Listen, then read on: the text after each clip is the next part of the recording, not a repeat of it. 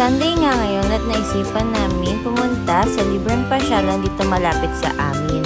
So mga 7 AM na kami nakarating dyan pero madami ng tao. Kaya kung nais nyo pumunta ay suggest mas agahan nyo pa. Dito lang pala yan sa may Quezon City, sa may Circle. Ayan, madaming slides dyan kaya sure akong mag-enjoy ang inyong mga bagets.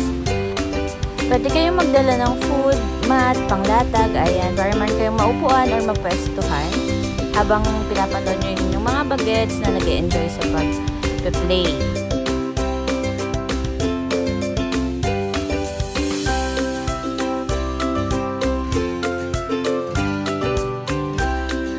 Meron din namang mga food stalls sa gilid ng playground. Ayan, sa mga walang baon, pwedeng dyan na lang kayo bumili or kumain. At next nga ay naglakad-lakad kami. Ayan, picture-picture. Sunday